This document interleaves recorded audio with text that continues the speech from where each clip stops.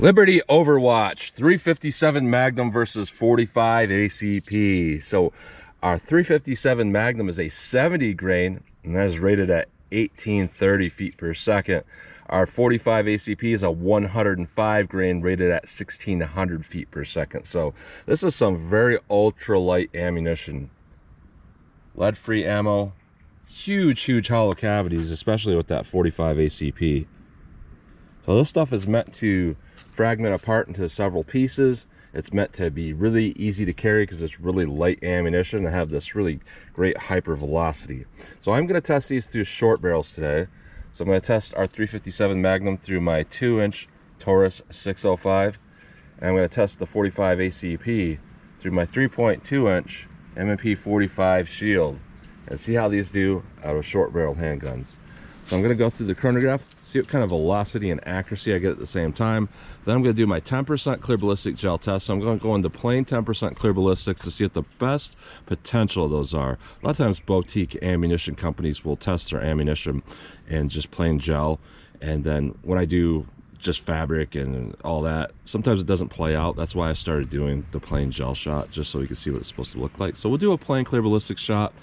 Then I'm going to move on to doing my ballistic test, my real world simulation test, 4 layers of sweatshirt material, followed by 3 inches of clear ballistics to represent hitting a pectoral muscle, followed by a 1/4 inch medium density fiberboard that represents hitting ribs or sternum, 16 more inches of clear ballistics, and another 1/4 inch MDF at the back to represent hitting back ribs. In that format, clear ballistics is roughly a half representation of the density of flesh. So whatever you see in there, like if you got 16 inches in this gel, it would equate to like 8 inches in a real living target. So we'll do a plain clear ballistic shot, then our real world simulation shot, and then I will shoot at the steel target to see what kind of practical accuracy and shootability I can get with these. So let's get started with this test. All right, first up we have our 357 Magnum 70 grain hollow point, rated at 1830 feet per second. So I don't know what kind of recoil this is going to have in a short barrel, so I'm going to fire these single action through my little snub here just to kind of see how they feel. So 357 Magnum, see how these do.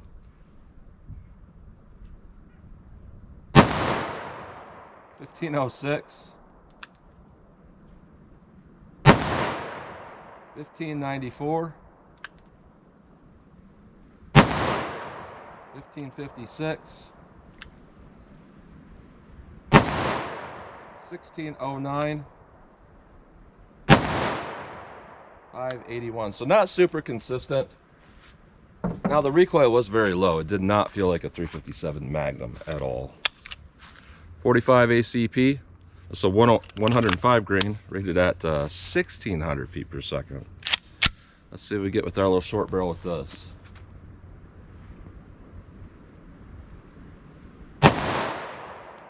$14.96, $15.19, $15.09, $15.02, $15.11. So pretty respectable velocity. Interesting with this is the recoil is really low, but the muzzle jump is kind of high. Interesting. Still pretty low recoil, but I'd say between the both of these, the 45 has a little bit more recoil. Let's do our ballistics gel block and see how these compare. All right, first up, our plain clear ballistics shot. No fabric in the way that could potentially clog these hollow points. No rib simulation that could slow down its potential for penetration. So the chronograph up in front. Hopefully we can catch some reads here. So let's see what we get here with our 357 Magnum.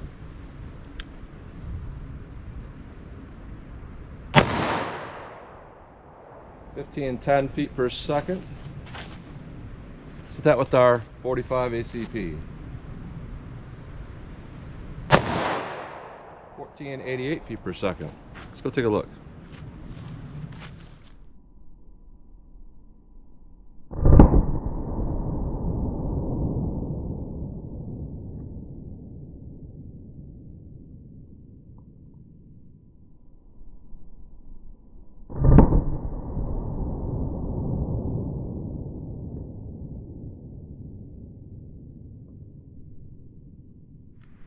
All right, I did notice a lot more movement on this whole setup when I hit it with that 45. So I would say our 45 is hitting that harder. And here's our first 3-inch piece, the 357 on bottom, the 45 on top, and a piece of that jacket just fell out right there. So our 45 is hitting a little bit harder. And there's that piece of jacket. It's going to be hard for me to show any expanded size of any of these, just because who knows what goes to what piece here. They're all shredded apart. Now with our 357 Magnum, we got about 13 3/4 inches. With our 45 ACP, we got only about 11 inches of penetration, and both of them have these big fragments in there. So I would say honestly our 357 Magnum, for hitting that over 12 inches and still delivering a lot of these fragments in here, that would actually be pretty effective. Now the 45 also would be. The difference is that the 45 would not really meet a minimum penetration you want to see through a side shot, but it would be close, and I think it would be just as effective on a front-end shot, actually more effective with the front-end shot than the 357 Magnum. So overall, our 357 is a little more capable, you know, from all angles. Our 45 is more effective for the straight-on shot. So let's put on our fabric, put in our rib simulation, and see how these do in our real-world simulation. All right, next up, our real-world simulation. 4 layers of sweatshirt material, followed by 3 inches of clear ballistics that represent hitting a pectoral muscle, followed by a 1/4 inch medium density fiberboard that represents hitting ribs or sternum, 16 more inches of clear ballistics, and another 1/4 inch MDF at the back to represent hitting back ribs. That core of that 357 really shot in and shot over to the right by several inches, so I'm hoping to not hit that core with the core from this shot, but we'll see what we get here. 357 Magnum. 1644 feet per second. All right. Wow. This got all moved around quite a bit with that hit. I'm going to try to not hit that other bullet with our 45. Let's go pretty high on this. Let's see what we get with our 45. 1499 feet per second. Let's go take a look.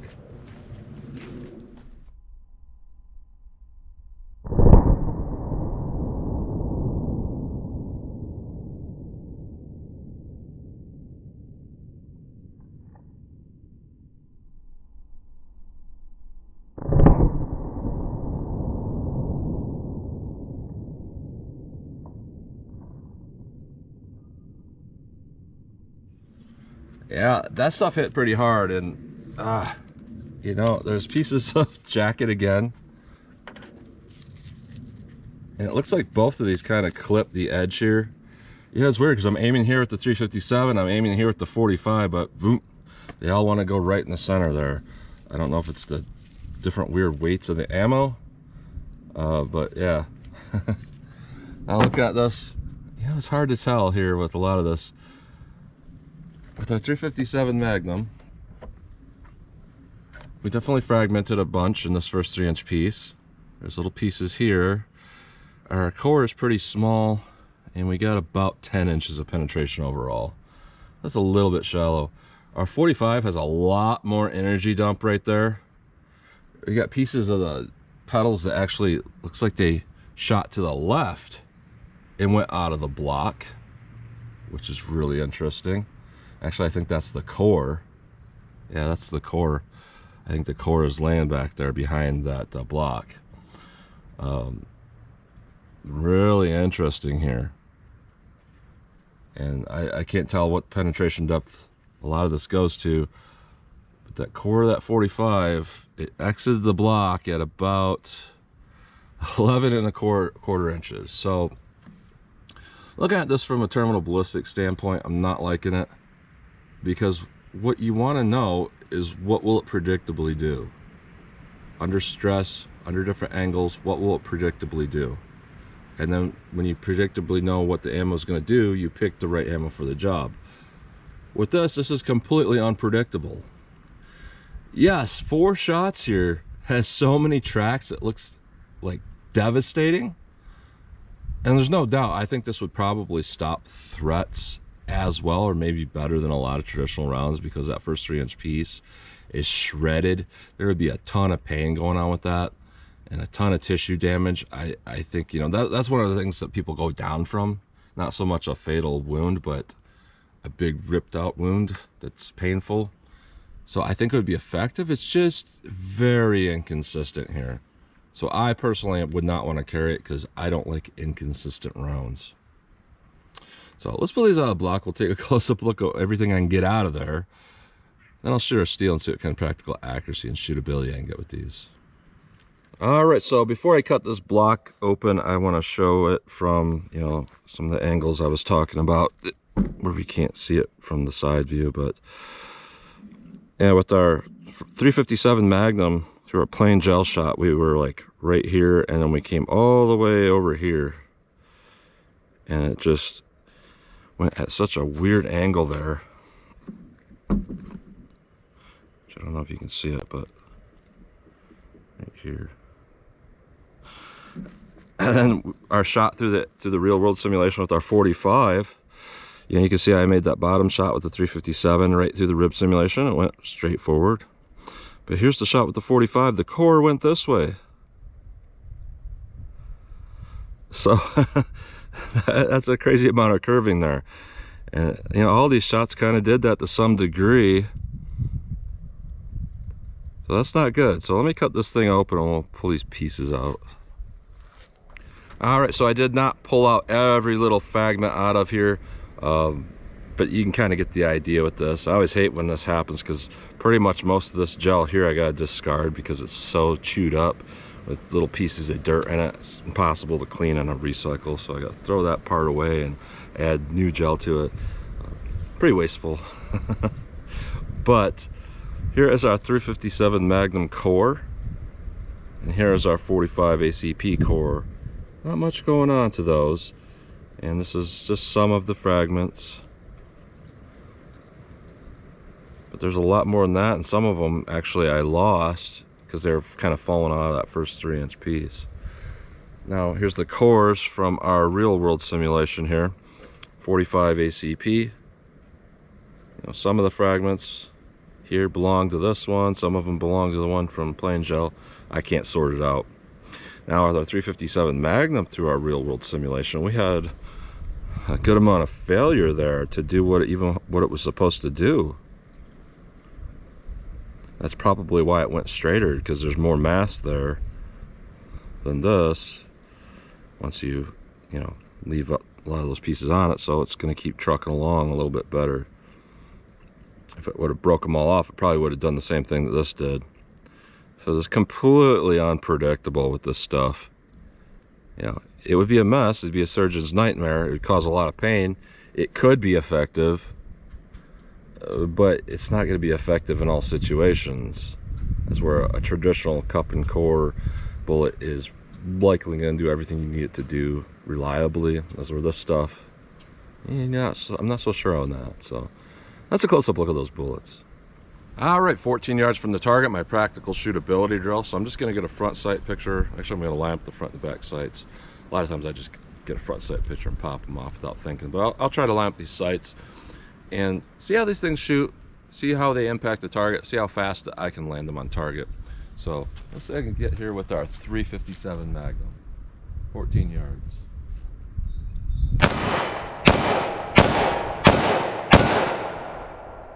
Those shoot pretty good, and they're a lot less recoil than a typical 357 Magnum, a lot less. 45 ACP, let's see what this will do.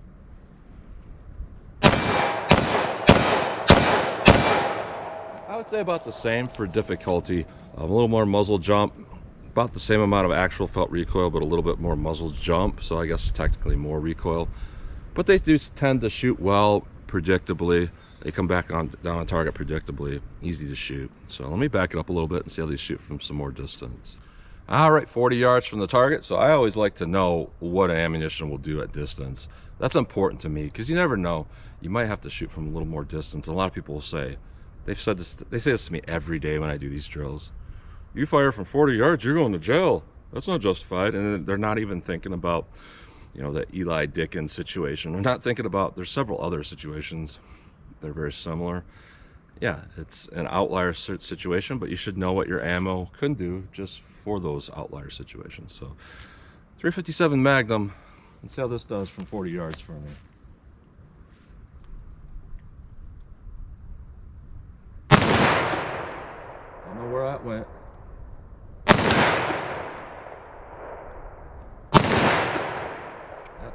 Missed a few there. Not really sure where those are going. Other than, I think they're going high. I saw one hit the target high, and I think the misses were high. So let me aim kind of at the very bottom of the target. I don't know where that hit.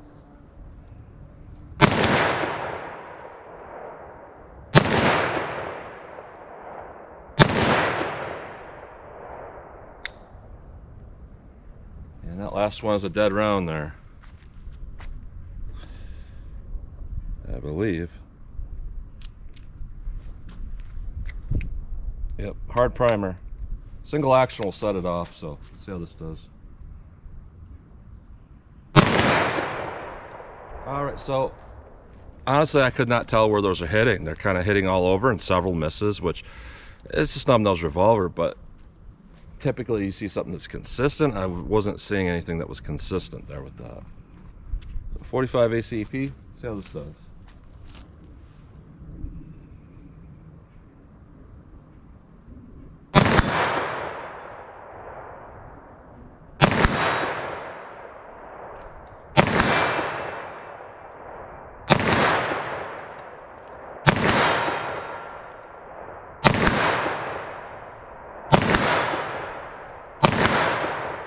So I had some misses there too. Looks like they are hitting a little bit to the left, and people will say, "You're a new shooter. You're hitting to the left because you're jerking the trick." And then my next test, I'll hit to the right. Sometimes ammo does that, but yeah, the 45 is definitely more accurate. And I do think that if I were to dial it in a little bit better, like set my sights for that, I think that would be workable. You could work with that. It's just that they're not hitting to where my sights are sighted in, but overall the accuracy was decent. With the 357 Magnum, well, I can't do anything about that because my sights on that are non-adjustable. So looking at this overall, it's interesting because our terminal ballistics, on the first glance there at our plain clear ballistic shot, you would say, well, the 357 Magnum penetrated better and it's, you know, it's more acceptable. The 45 didn't penetrate enough, but when we went to our real world simulation, everything kind of flipped upside down, where the 357 Magnum with that light 70 grain bullet couldn't go through the rib simulation and penetrate deep enough. As where the 45, it looks like, again, we had some issues there, but it looks like a lot of the fragments and the core may have went a little bit deeper there. And then the 45 is more accurate and just seemed like a little bit more consistent in distance too. So overall, I'm going to say that the 45 would probably be more effective if we were looking at an ammunition like this. It's going to cause more tissue damage, and on a front-on shot there's plenty of penetration and it's controllable and accurate and all of that, relatively accurate. So the 45 is better out of these two. As we're in 357 Magnum, you could get something a lot more effective than this. As we're with the 45, not always. A lot of times you have failures to expand, and this is very powerful. And you know, for 45 it's good. For 357 Mag, this is not. But overall, I would not carry this stuff. There's no reason at all to carry something like this, in my opinion. I want to know what my round is going to do, how it's going to expand, how it's going to consistently penetrate most of the time, how it's going to hit the target reliably from distance, be consistent. And a lot of times, if you don't got the momentum there with very light bullets, you don't got that momentum, and it does start to throw your rounds off from hitting the target at distance. As for heavier bullets, contain more momentum that will create more consistent everything. So not liking this ammo. That's what you get today though. So as always, comment, share, and like. Thanks for watching.